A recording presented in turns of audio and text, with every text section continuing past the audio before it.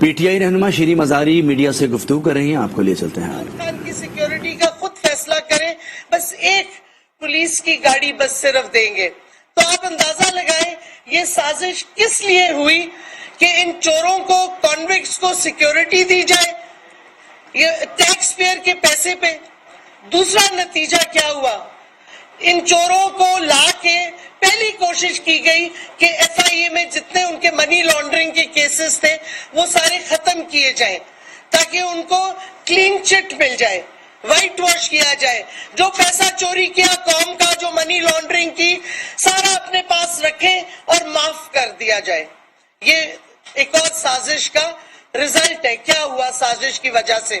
تیسری چیز جو الیکشن کمیشن کرنے کو جا رہے ہیں، چیف الیکشن کمشنر، مجھے بتائیں 63A ان پہ لگتا ہے جو اپنی پارٹی سے ڈیفیکشن کریں۔ ہمارے نیشنل اسمبلی کے جو ممبران تھے جو سندھ ہاؤس چلے گئے، جو اپوزیشن کی اس وقت اپوزیشن کی پارٹیز میں بیٹھ کے میٹنگز اٹینڈ کی، الیکشن کمیشن دیکھ نہیں رہا، ان کو ویڈیوز دی گئی، ان کو پروف دیا گیا، انہوں نے وہ ایکسپٹ ہی نہیں کیا چیف الیکشن کمشنر نے۔ آج چیف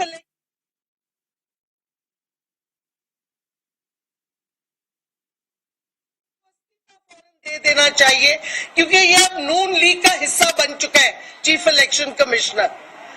تو یہ چیزیں ساری ہو رہی ہیں ملک کے ساتھ، اور رانا ثناء اللہ اپنی دھمکیاں دیتے جا رہے ہیں کہ میں چاہوں تو 20 لوگ نہیں نکلیں گے عمران خان کے ساتھ۔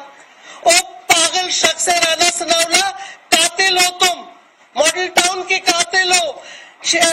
اس نے عابد شیر علی کے والد نے کہا تم نے 18 قتل اور کیے ہوئے، تم کون ہوتے ہو دھمکیاں دینے والے؟ قوم آگے دکھاؤ کیسے روکو گے؟ ایک شخص کو نہیں تم روک سکتے اپنے گھر سے نکلنے کے لیے، سارے آئیں گے کال پہ۔ اور تمہاری جرت کیسی ہوئی؟ چور قاتل ہو تم کہ ہمیں تھریٹ دے رہے ہو؟ یہ تھریٹس میں کوئی معنی نہیں ہے، کوئی وزن نہیں ہے، تم بولتے جاؤ جو بولنا ہے، تمہارے پیچھے کوئی نہیں ہے۔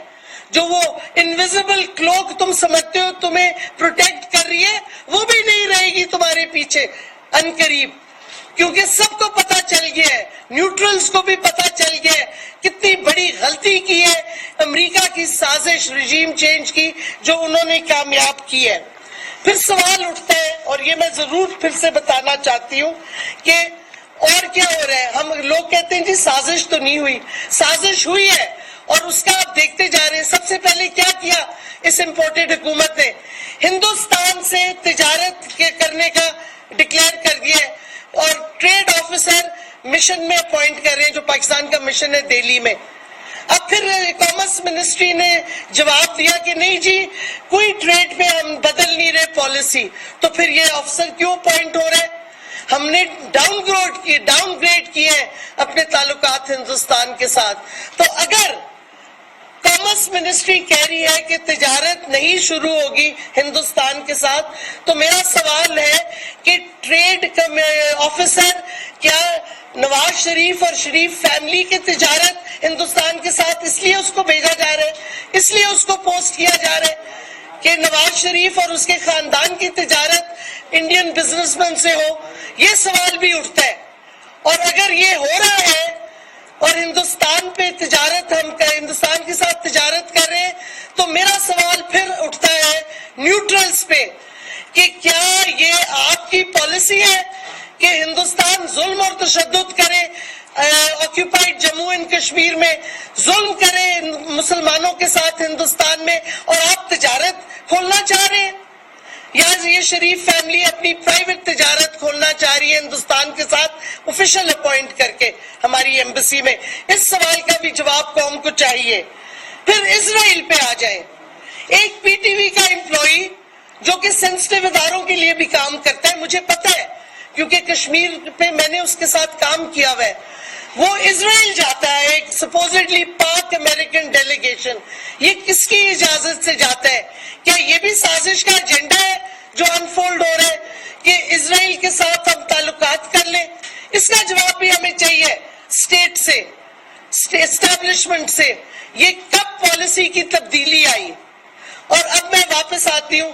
سازش کب شروع ہوئی میں آپ کو واضح طور پہ بتاتی ہوں. 6 جون 2021 جب نیشنل سیکیورٹی ایڈوائزر امریکہ کا بریفنگ دیتا ہے کہ ہماری بات چیت کنسٹرکٹیو ہو رہی ہے پاکستان کی انٹیلیجنس اور ملٹری سے یو ایس ڈرون بیسز کے حوالے سے.